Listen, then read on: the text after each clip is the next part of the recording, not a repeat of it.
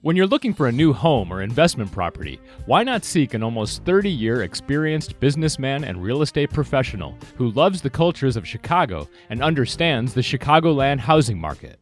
When you choose Ford Desired Real Estate LLC, Shawn K. Ford will answer all your questions about securing a mortgage and providing valuable information for your purchase. LaShawn's house hunting kit includes a detailed summary of area schools, nearby amenities, and testimonials from homeowners who live in your neighborhood of choice. LaShawn knows this city better than anyone and can expertly consult you on property values. He'll take the pulse of your prospective community by highlighting neighborhood activities and notable facts. To list your property or to start looking for your next investment property, call LaShawn at 773-379-4663. That's Ford Desired Real Estate LLC at 773-379-4663.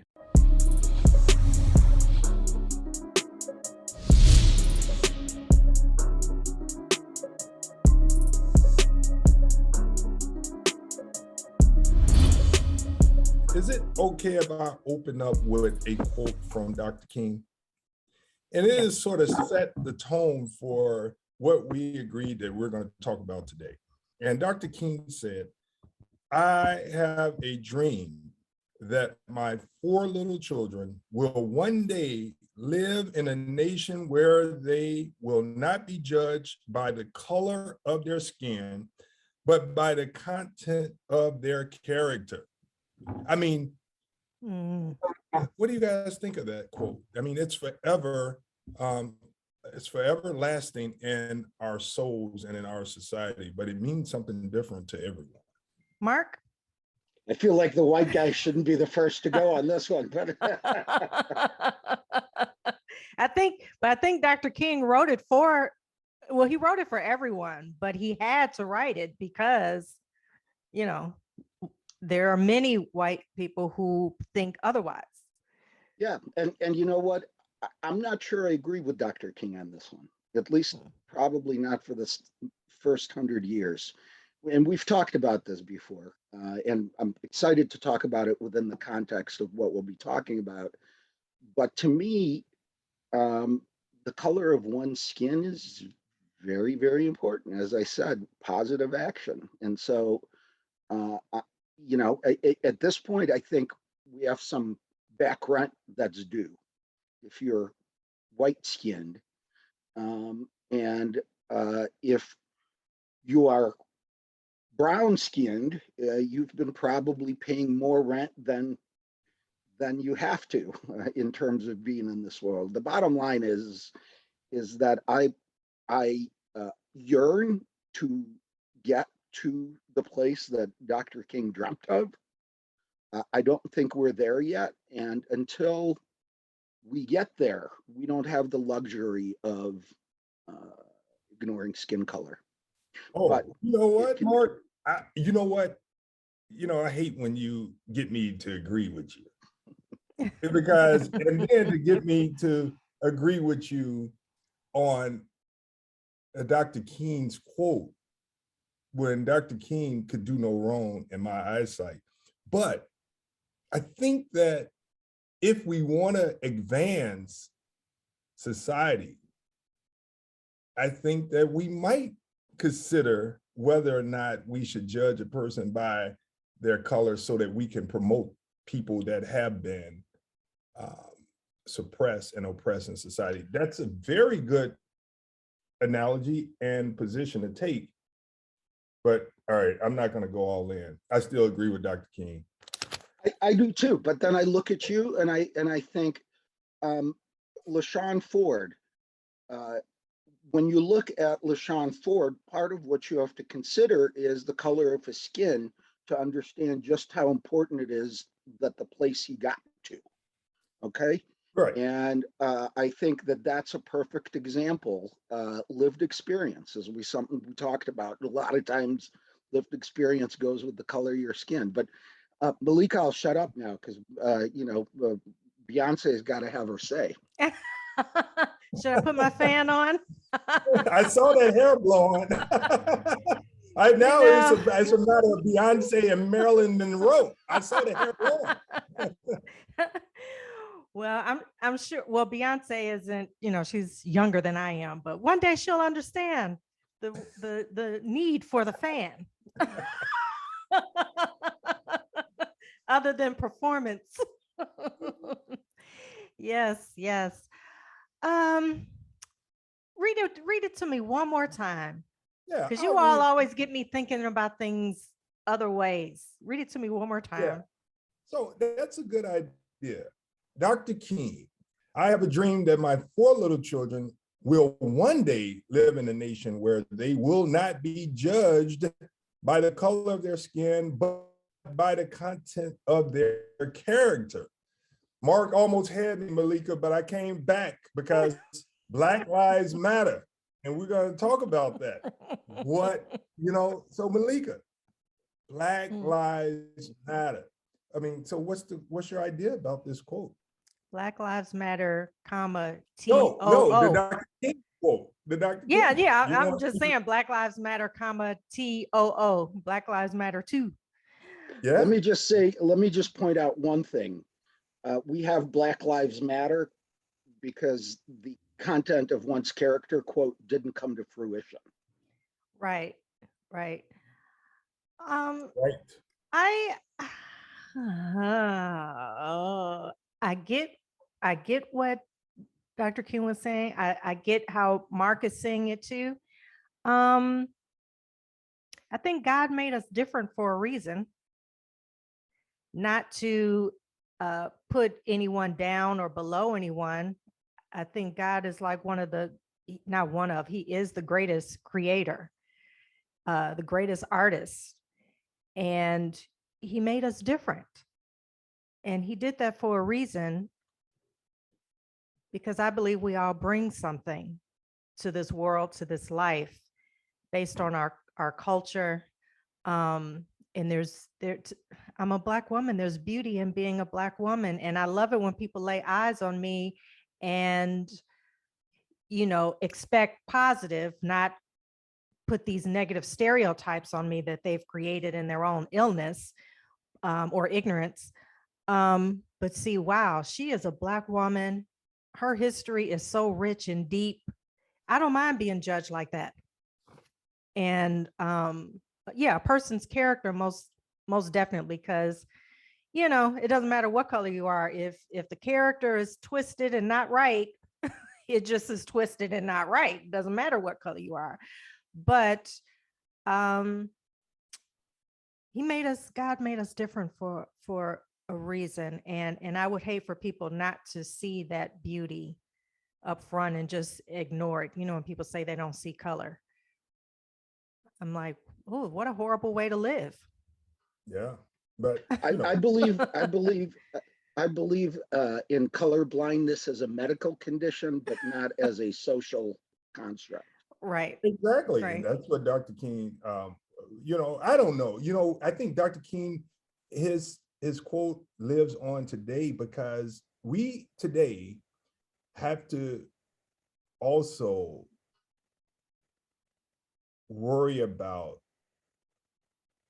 Black lives every day. And I hear you, Mark, and I hear Meleika, where his quote says, judge them by the content of their character, not the color of their skin. But what's happening in society, we're being judged by the color of our skin. That's the problem. Every day. Black lives matter. And here is W.E. Du Bois, the great thinker and human rights activist. He declared in July 1900, the problem of the 20th century is the problem of the color line. The question as to how far differences of race, which shows themselves chiefly in the color of the skin and texture of the hair, will hereafter be made the basis of denying to over half of the world the right of sharing to the utmost ability, the opportunities and privilege of modern day civilization. And here we are in the 21st century. History is currently being made with the Ukraine crisis because of Russia. Mhm. invade. And we need to make sure that the history is told accurately, and it's told in all facets where we have a complete history. That's what's going to make it accurate. And one, I don't want the Russians, all Russians, to be stereotyped as bad people, because the leader of Russia has invaded Ukraine and are treating people inhumanely. But there's something happening because of Black people, because of the color of Black people's skin in Ukraine. And those people are being denied Mhm. access to humane treatment in Mhm. Ukraine. And so you guys have been watching and reading this. Black people are being denied the right to get on the bus. And Mm. what's up with that? It's And because of the color of their skin. I mm, got some mm, mm, accounts for you all this morning. We'll talk about In 2022, them. Yeah. I mean, you would think that that wouldn't happen, but I don't know. It's, you have a lot of people out there that don't believe things like that actually go on in the world, period. And yes, hello, wake up. Yes, Yeah. And it I still don't want happens. people, I don't want people that's of Russian descent, Mark, to be labeled and stereotyped in Chicago, in Illinois, or anywhere in the United States because of their heritage, because of their lineage. They shouldn't be. We need to make sure that we, at this point, judge people by the content of their character. That's There the are key, Russians out there protesting and right? being arrested. So yeah, they're willing to put their neck out there and risk their life for humanity because it's not right what's happening. So I mean, um, Mark is a beautiful spirit. I know several Russians, beautiful spirits, and they do not agree with what is happening. Absolutely do not.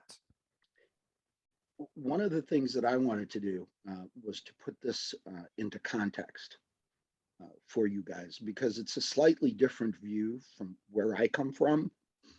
And so, what I want folks to understand is that there are any number of levels of complexity. First, let me say this: discrimination, prejudice, racism, different treatment based on the color of one's skin, unless it's positive action, is all wrong. Okay. Let me put that out there. And that is unequivocal. And so some of the things that I'm going to say are not excuses, they're just going to put this into context. One of the things to remember about Eastern Europeans, particularly Ukrainians, Romanians, Bulgarians, the Polish, uh, keep in mind, when I grew up in Moscow, the capital city of the former Soviet Union, I'd only seen one Black person ever live in Moscow. Okay. We had neighbors in our Tell us block. when, at what time, at what year that was, and how old you were. Sure. So let's say late 70s. I was born in 70, so I was 8, 9, 10 years old. And the only Black person I ever saw, and I didn't know him, but was an African student, and there were a goodly number of Africans that did come to Russia to study from uh, places like Angola, which was a communist country, but also from places like Cuba. Um, and so understand that it is very different having prejudice if you've grown up around, if you go to the mall and see Black people once in a while, you are much more experienced with Black people than anybody in Russia or the former Soviet Union. So it's not that prejudice is wrong, it's that there is absolutely no familiarity at all. It's completely strange because Eastern European countries did not have indigenous Black populations. And so anybody you see is highly unlikely. I'm not saying there aren't any, because there was a few Black communists who moved from America to Russia sort of around the time of the revolution and World War II, between that time. But most people in Ukraine have probably never seen a Black person other than on TV. Okay. And when I was growing up in Russia and Moscow, there was only 3 channels. They were on from, let's say, 8 a.m. to 8 p.m. There was static the rest of the time. And so the only time I might have seen a person of a different color, well, that's not true, because we have people of different colors in the republics. But the only time that I saw a Black person, an African person, was one exchange student who lived down the street from us and was married to a local woman. And so for me, when I was growing up, whenever I saw this individual, I was staring. Because that was completely new and different. So number one, understand that the type of prejudice is bred by all the prejudice and bullshit that's fed through the regular media that people see. They see who plays, the bad guys in American, crime shows. And that's what a lot of the experience is based on, is the lack of personal familiarity. The other thing to think about is that so what's happening is that foreign students, African students and East Asian students are having a hard time evacuating Ukraine, because they're being treated so poorly at the borders and being discriminated against. And that is absolutely true. One of the things to keep in mind, though, is that it is the same kind of discrimination that we have here that may be based on passport and not only color of the skin, okay? One of the things that we are all privileged to have, that some of us don't acknowledge because, it's never come up, but one of the things that I don't take for granted is my American passport. So to some extent, the way you get treated as a refugee is based not on the color of one's skin. In foreign affairs, it's also based on the color of your passport. The blue American passport is recognized around the world as a first-class ticket. Yeah, I'm a disagree.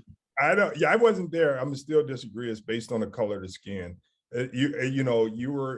Everything you said, I cannot accept that it's not based on the color of the skin, but it's very much based on the color of the skin. It's just based on lack of personal familiarity as opposed to American racism. But it's not any better. Believe me, I'm just saying there's a different reason for it that's fed by cultural norms, the media, more than any personal interaction. Most Eastern Europeans, most people in Russia have never talked to a Black person. That's right. But guess what? Let me just tell you, one, let's make sure that we put it in perspective and say Black, white, brown, doesn't matter, human. That's what we got to look at. These are human beings. Therefore, who cares if you've ever encountered a darker skinned person? Treat every human being as a human being. That's why, just think, they've never seen, some of these people never seen a giraffe or an elephant, but when they see the giraffe or elephant, they're treated kindly. So, that's what I would think. They're not going to throw stones at it. They want to feed it. They want to treat it good. That's just a simple way of putting how they would treat an animal versus a human that they've never seen. But I want to go back to one thing that we discussed before, and that is the culture and the imagery that's portrayed of Black people. Because Mark, you're right. When I see things happening and Black people being portrayed in certain ways in America, when I see the the writers for movies and people that put on Super Bowl programs depict Black people in a certain way, that's a part of the imagery that people see all over the world. And you know what? Guess what? They see it in Ukraine, they see it in Russia, and that's who Black people appear to be to them. And that's what we have to fight against. We have to make sure that we have the right imagery of Black people in the world's eye. And it's so interesting because the imagery that's portrayed about white people comes off pretty evil and demonic at times, but Black people don't approach, people of color don't approach white people in that same way. It's just really interesting. Or they'll portray Latinos in a certain way. So then everyone around the world thinks all Mexicans or people from Latin countries are a certain way. It's just really interesting to me. And then you have, you know, with history tells us that the Black people were the first on the planet, but that doesn't get talked about. It doesn't get discussed. But if we have a song or a movie or a TV show that shows just one element of us, there's various movies and TV shows about Black people. Some are really positive. So, you know, you'll have the Cosby Show. Let's not talk about Cosby, but the Cosby Show that depicted this very positive, successful Black family. And then, you know, you have some other shows. So you have like the Real Housewives of Atlanta. Then you'll have, you know, another positive Black show. You have, it just shows all our different, you know, levels and elements. We're so creative. We're all types. We have our evil, we have our professional, our intellectuals, we have our artistic, we have everything.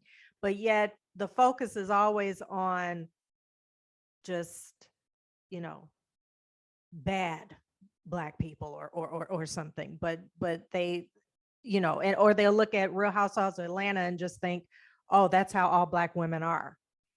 No, you have all sorts of examples. You have Michelle Obama, you have all sorts of examples, but they'll just say, oh, they're all Nene Leakes from Real Housewives of Atlanta. And we're not. Like, I'm not anything like Nene Leakes, you know, but you'll have, I can walk into a job and white women will automatically think that, oh, she's sassy. Oh, she's angry. Oh, she's, you know, that gets put on me like right away. I do have to say that again, number one, I said it before and I say it again. Anything that's happening there is wrong. Each human life has intrinsic value, equal intrinsic value. And so you cannot say, you know, no, we're not going to save you, take you from the bomb shelter because you're Black or brown. It is absolutely wrong. And but I will say that when Meleika just spoke, she spoke very much of American racism, of American zeitgeist. It's if you walk into a job in Moscow, they're not going to think that same thing of you because they're not going to have that deep an experience to form the same kind of prejudice as an American prejudice person has. Understand that our brains are set up to be communal and tribal. So one of the things that our brains do is group things that are alike together.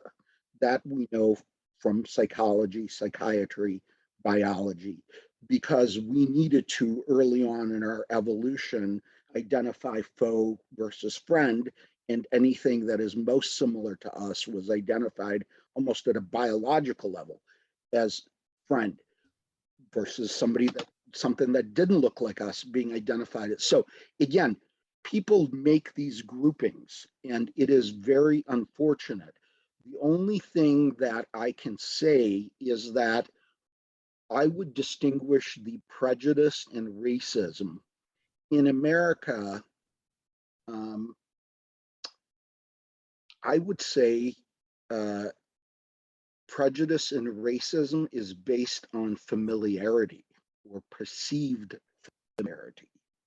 Whereas in Eastern Europe, the prejudice and racism is based on complete lack of familiarity and strangeness in it. So you're not, again, if you're looking at an African, you're not even distinguishing that they're African or African American, because I think that representative, the experiences you've mentioned have mostly been around foreign students in Ukraine. And so I think an African American with an American passport would get treated differently in that situation than an African exchange student. You may And be again, right. I am not saying it's any of it is good or acceptable or excusable. I'm just saying that these are totally different kinds of racism. One based on perceived familiarity, and one based on complete lack of familiarity. You may be right, but I would tell you that there's no doubt, and I have some counts here that I'd like to talk about, and you're right, it's those students, people that's being discriminated against. But let me, before I go over those accounts, Meleika, you were saying the way Black people are portrayed, and how things that we do spill over, the negative things that we do for entertainment spill over to our culture, and it hurts us, and it puts a stain on us when people see us, because that's who they say we are. When you think about acid music, you're doing drugs on the stage, but that's never associated with the culture of white people. Right. It's entertainment, but we, right. Black people, just don't have the luxury in America to have entertainment not impact our culture. Yeah, why? And we need to have another discussion about that as to why that is. I mean, because based on what we see in entertainment, when we see a white person, we should think that they're serial killers, they do acid, they do meth, they worship the devil. I mean, all sorts of horrible, demonic, evil things. But we don't. Look, we do judge them by their character, and when they act a fool, then we respond. Right here in Chicago, you have the home of, guess who? Who is the gangster guy from Chicago? Al Capone. Al Capone.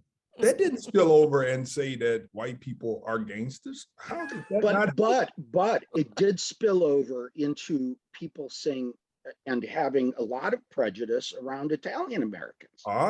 Okay. Okay. So again, this is just to say part of, Italian Americans are enraged when the Columbus statue gets removed from the park, because they see that as an insult to their heritage. And, it's all of a sudden somebody's, they're just acting like mobsters, or, so there is,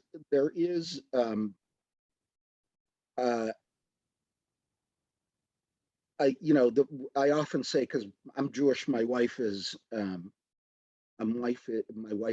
Catholic, so I often say Jews invented guilt, Catholics perfected it. How did you all come together? Love brings people together. An interesting story. They didn't judge each other. They went off their character and fell in love. Well, or was it arranged? Not initially. It was very much a judgment, and it was harsh. But in any case, I guess I will just say that all of us harbor some prejudice. Okay? That's right. And by the way, you mentioned genres of music, acid rock being one, and sort of headbangers and all that's been associated with that. And, I will tell you, I'm probably more prejudiced against people like that than I am in any notable way have prejudice in race, right? So it's not like prejudice in and of itself is not the same as racism necessarily. So I'm very unlikely to assume that I'm going to hang out with country music stars. Okay. If you give me the option, I'm much more likely to gravitate to the hip hop stars Right. if those are my two options. And that's a form, I just know that the country music folks aren't my crowd. So I like country music. And that's great. But again, this is just to make the point, we make all sorts of groupings and classifications in our head. And all of us have different likes and dislikes. And I just think that we need to distinguish for people sometimes those that are natural and okay, and those that have been manufactured Yeah. and encouraged. Okay, because none of this happens completely in a vacuum.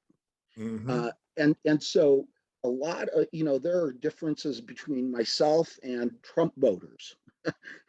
Okay, but that doesn't mean that I'm gonna, deny somebody being saved from a bomb shelter because they voted for Trump. Although I'm not necessarily likely to hang out with somebody who voted for Trump.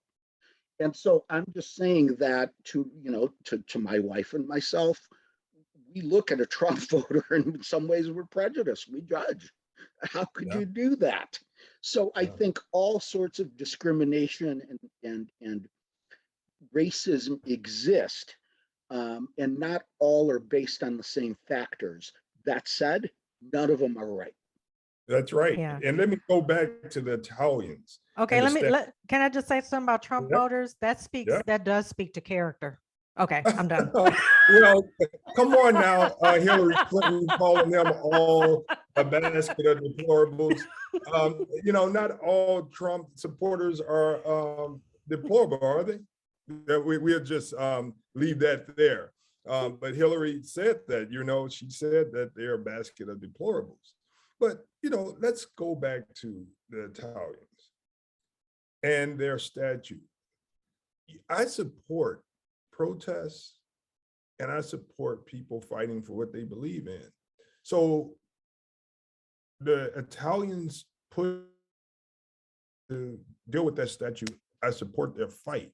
Now, I don't know whether or not everyone feels that way, but I respect everyone's willingness to fight for what they believe in. Now, if it's bad for humanity, then we got to shut it down, but I do believe that the Italians should be listened to, and they should have a voice in what they believe is right and wrong. And there should be a serious debate in the city of Chicago about this. And I think that when we shut them out and not allow them to really project their beliefs and have a debate so that we can measure the truth, then that's where we have a problem in society, because I see that often when the marginalized people's voice is shut down. At least let them speak and prove them wrong. That's what it's about in America. So that's what I think. I have a question, but I think Meleika was unmuting, so I'll save it for a minute. Oh no, I was actually waiting to hear what what you were going to respond to. I think that's a tough situation with the just as an example with the Italians and the statue. And it's interesting because here in Evanston, we just had an event where 2 Native American women came and spoke, and it's powerful, the stories that you hear that's happening to their people today. It's horrifying. I mean, they're getting raped on their reservations. They can't call the police. They're coming and being kidnapped. So what was happening to them back in history is still happening today. Yeah, I don't know how that's going to work, because the Italians, they want their statue. They want to recognize Columbus Day, the Native Americans absolutely do not. They see him as a terrorist. You know, I don't know. It's ooh, ooh. I'm pretty much. I'm gonna say it. Okay, go ahead. Go ahead, Mark. He's not actually a terrorist. He's worse than that. He was genocidal. You know, if you kill hundreds of thousands of people, perhaps open the door to millions of people being killed. I don't, I think terrorist is too easy a label for you. Maybe monster is more like it, but then, you get into somebody's head and you wonder what they were thinking. I doubt he was thinking he was a monster, right? But let me ask you this, because How could he not think he was a monster? Oh, you'd be surprised how compartmentalized things are. Like Putin doesn't think he's a monster. Hitler didn't think he was a monster. Well, that's exactly right. They think they're, brilliant, ahead of their time, strategic leaders. That they're conquerors. Yeah. And if they write history, they're not going to be monsters. Right. Exactly. If they were, you're right, the founding fathers of the country that we live in wrote the history. And you know what? They were powerful and perfect. That's what it's about. That's what we talk about, writing history accurately, making sure that everyone's at the table to tell the truth. And I'm not defending anyone. I'm not defending the Italians. I'm not defending anyone. I'm defending humanity. And the only way to get to the truth is to have an honest debate. Remember, the Italians, Blacks, whites, Asians, and everyone have been miseducated in America, in the world, about the true history. Therefore, what Italians believe about Christopher Columbus is what they've been taught. That's why we have Christopher Columbus Day in America, because he's a good guy. Right. That's what history told. So if we want to, yes. So what are we going to do? Are we going to suppress the fight of the Italians, or are we going to deal with the truth and reality so that they can know, and all of us know, the reality about it? But if we don't have the discussion and we just shut them out, then we'll never arrive at a perfect accounting, or almost perfect. And they really need to look at that, because when the Native Americans tell the story of what Christopher Columbus actually did, you'll have Italians to be like, yeah, but he did so many other wonderful, amazing things. But when you take a Black person who does, Bill Cosby, or, he is condemned for the rest of his life. Like, his legacy is over. Oh, I mean, over for a Black man or woman. Right. You're more right than you even know you are. Talk to an ex-con. Okay, right. That's exactly it. Their, society treats them as irredeemable. Don't right. You say it? So you are literally right, not just figuratively right. We are ready to throw lives away. And you know what? Whether I agree or not that you should be in prison, I certainly don't agree that you should be treated like an animal while in prison. Okay, that just doesn't help anybody, and it diminishes all of us as human beings. Mark, let me ask you, I do have one interesting, how I like to throw an interesting twist on these conversations. I wanted to ask you guys something, if you don't mind. Mayor Lightfoot, this latest stuff around the Columbus statue and against negotiations with the Italian community by Park District lawyers, and sort of the very indelicate stuff that Mayor Lightfoot said about those negotiations. She dismissed them. She wasn't that necessarily favorable about the Italian community. She spoke in crass terms, etc. The bottom line is she wasn't very pleased that her Park District was negotiating with the Italian group about the Columbus statue. Let me ask you this. Do you think Mayor Lightfoot would have been equally as dismissive and impatient with these folks had they been negotiating with an African-American group rather than a Italian group? Do you think she would have been equally as dismissive and angry at her team that they tried to find a solution? Mm. It's a very good question. And all I could tell you, Mark, is that I hope that the mayor has what you call a North Star, and she's consistent in her fight to make sure that she's fighting for everybody at the same level. And also that she has positive action, as you would say, for situations.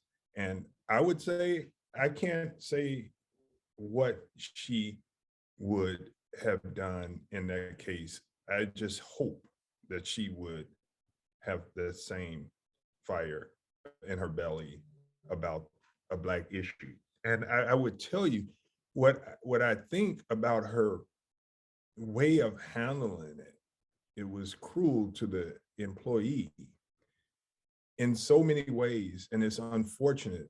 You can be strong and you can make sure that the task before you gets done, and you don't create injury to people while trying to do it.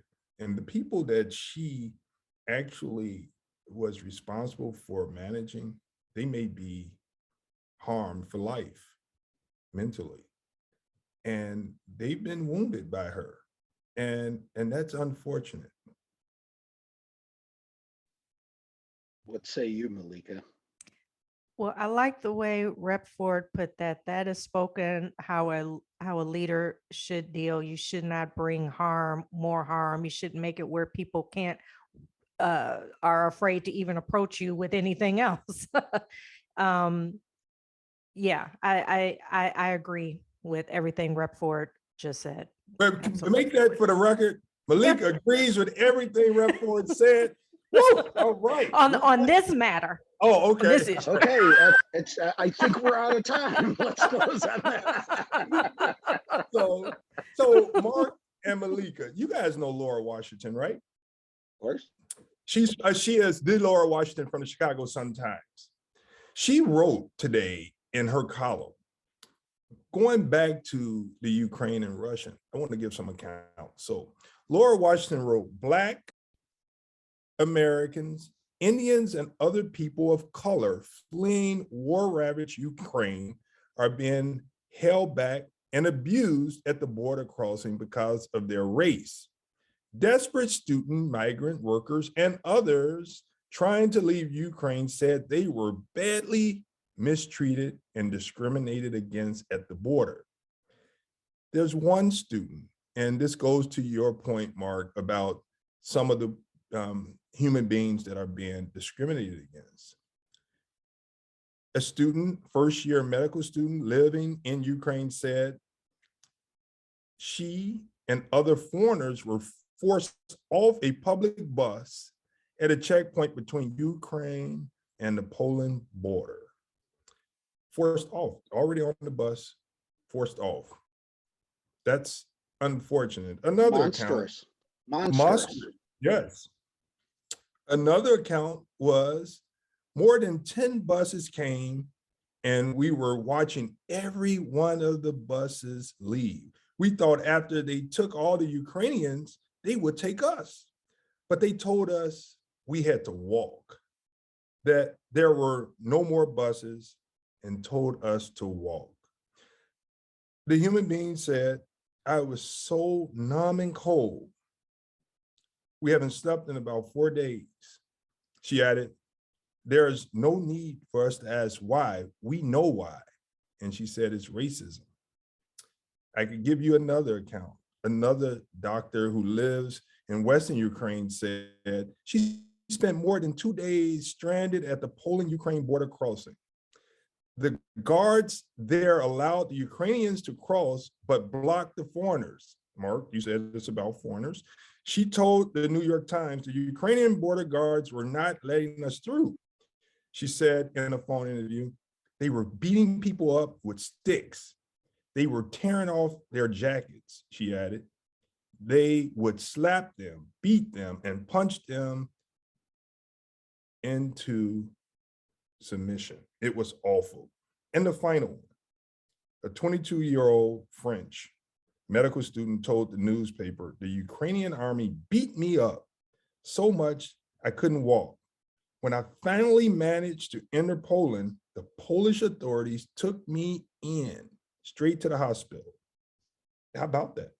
And there was some other accounts that I want you all to know, that there were even Russian people that stood up for the Blacks in this situation. And that's why we can't stereotype people, because not all people are bad, regardless to where you come from. My God, you have just ripped my heart out. And all I have to say to that is, I guess some Ukrainians need to really dig deep into some history and realize Black people were the first people on this planet. And that's all I'm going to say. Yeah. Some Americans need that same thing too. Yeah. And you know, I say that when you are in Ukraine and you are expecting at the same time to be treated fairly and to be treated humanely, but then you treat people that's dark-skinned inhumanely.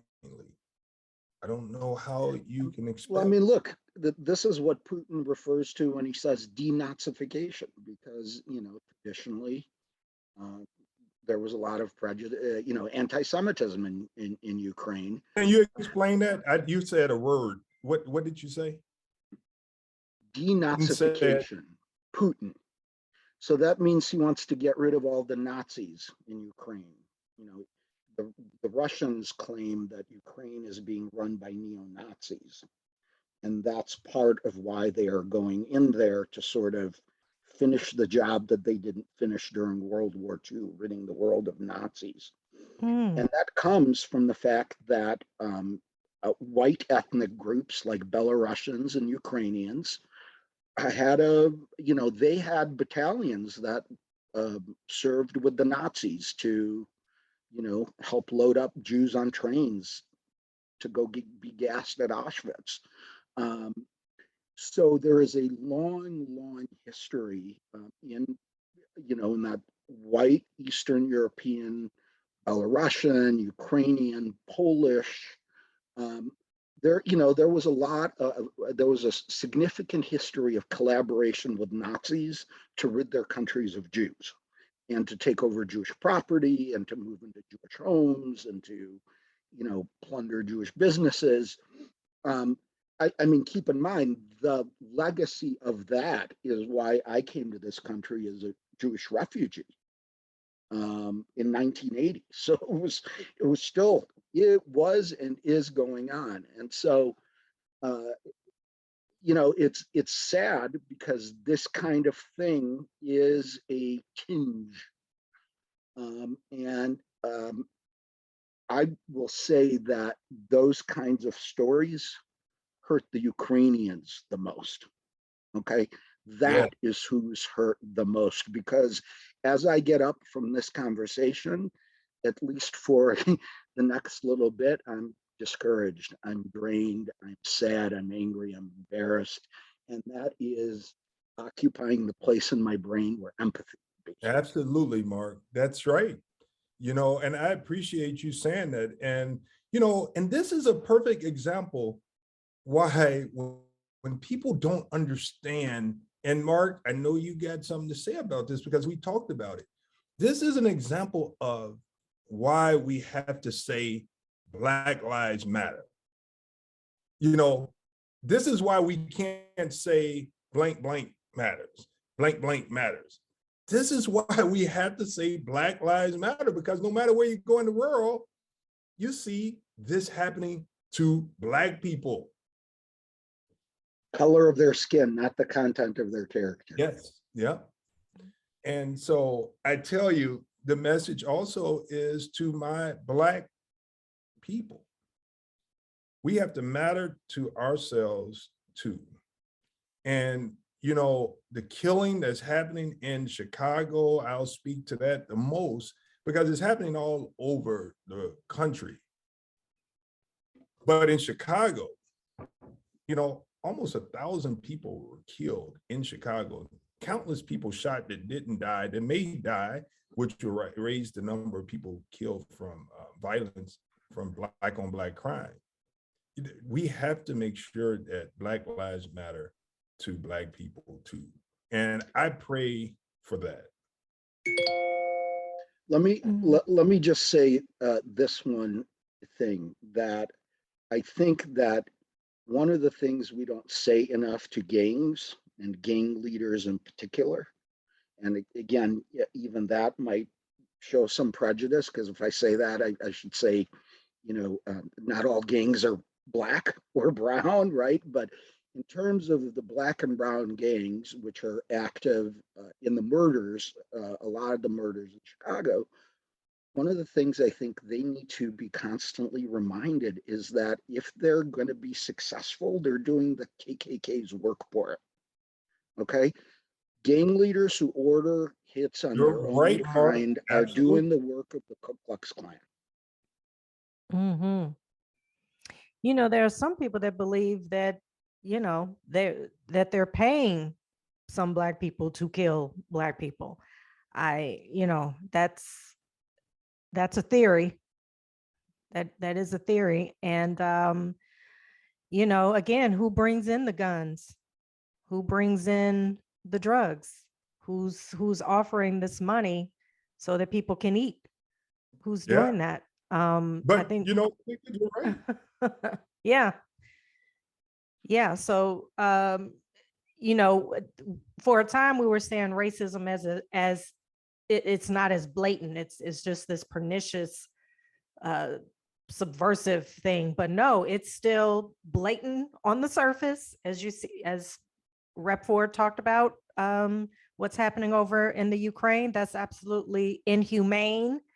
And you have people like Bethany Frankel raising $25 million to send to the Ukraine. I'm wondering how much of that is going to go to the Black people over there trying to get out. Will they get any aid or assistance? You know, parts of Africa that have endured terrorism still today, they don't get that kind of money sent to them to assist them. And the the crime here in Chicago, you know, we really need to look at that. It's, to me, it comes down to an illness and lack of self-knowledge, lack of self-worth because of what has been beaten into them about who they are. And again, I go back to, if even our young Black youth, if they only knew you're the original man of the planet, what does that tell you? What does that tell you? And I think if they came to really understand that and love for self, they wouldn't pick up a gun and kill each other. But it was designed that way.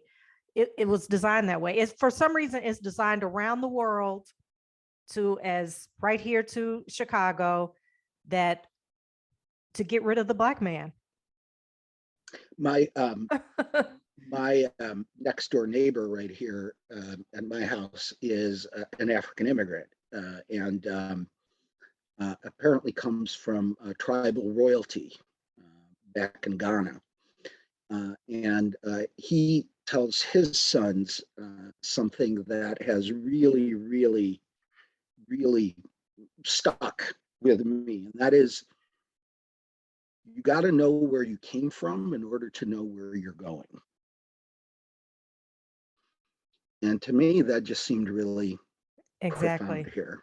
But that's what Meleika and I and Mark, you have been fighting for: accurate history, getting it right, because you will not know your culture, you will not know your heritage. And not only will you not know it, to have the pride about who you are and where you come from, but your neighbor won't know your pride, your culture, and your struggles, so that they are able to think critically without critical race theory training.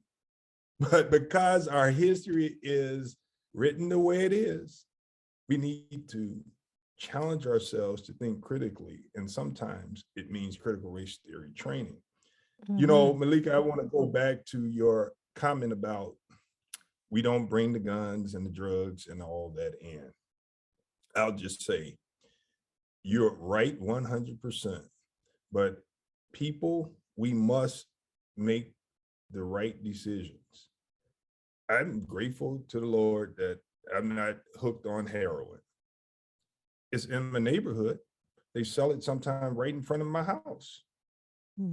But I, by the grace of God, not hooked on heroin. We have free will as people. And my mother would tell me, no matter who you are, you know your left foot from your right foot because you put your shoes on the right way. So we know right from wrong. We're not going to let anybody come into our communities and give us poison, give us guns, give us drugs, and make excuses. That's why we're using them. That's why we're taking it. No. Free will says, I'm doing it because that's what I want. We know the conditions are bad. We know the conditions for Black people are not what it is for Mark and his white skin. But the fact is, you got one life to live, and you need to make sure that you make the best of it, even in the struggle. So yeah, it's there, but it's your life, it's your free will. Yes, comes But, down but to is choices. it really? Choices. But is it really representative? You mentioned your mom. You know, it starts right there. And so I will just say, and I'm sorry, Meleika, I cut you off, but I'm pretty passionate about this. And that is, yeah, free will goes only so far. You know, I think free will arguments are arguments of people that ultimately want to find a reason for prejudice. You know, well, you knew better. You should have. You should. You know, it's very, very different when you. Your opinion of heroin is very, very different if your mom's doing it with her boyfriend in the house where you're growing up. Okay, and so yes, it is free will, but it's also free will of many people around you, not just your own individual free will. Our thinking right now is influenced by a lot of factors. And so, you know, think about if we shut down social media, some of the murders that are happening in Chicago wouldn't happen. Okay, because that's where the beefs come up. And so I just want to make sure everybody understands that free will is fine, but to the extent that free will determines the value or worth of people, that is one of a number of factors, including family, community, health, education, and most 15-year-olds or 17-year-olds who are going to get hooked on heroin, you know, they're not there yet. I don't think we can start with their free will. I mean, you know, we should say to all youth, Black youth included, you know better. That's right. You should know better. Right. I agree with that. But ultimately, that only goes so far. I agree 100%. But and you have youth here in Wilmette hooked on heroin. I mean, heroin is big here on the North Shore. But I don't know, it seems it's posed differently for them. It's, oh, they need help. They're not well. Their family situation was bad. You don't know what, just because they have some money doesn't mean that they came from a healthy environment. So they get help and they're given sympathy and compassion. Whereas, you know, the Black youth who are making the choice to go on heroin to numb themselves from their reality or what's happening in their home, then it's like, well, you should have known better. Yeah, but what role does mental health play in free will? Right. You know what? Let me tell you though, the thing about it is, I'm not a pull yourself up by your bootstraps man. I know that society has damaged the Black population and the Black families.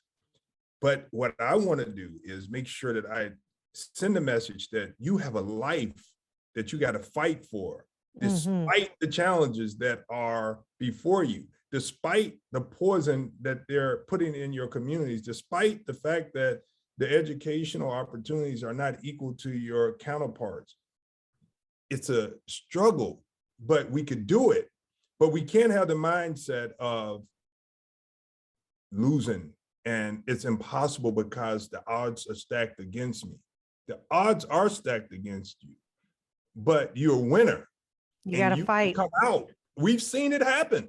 We've seen gotta fight. people come out of poverty and the impossible because they didn't fall excuses and because they had loved ones around them, you know, surrounding. Mhm. I'm going to support you in your thoughts to a certain extent, Mark.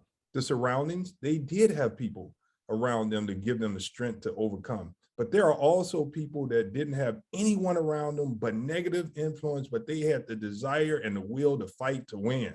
And that's what we need. And so what are we going to do? This has been another great episode of Ebony and Ivory and this thing called Beyonce. Until next time, I'm LaShawn Ford. Meleika Gardner. Mark Peysakhovich. And we'll see you guys again. Keep hope alive. Fight. Fight for your life. Fight Yes. for your life. Don't be stupid. That's right.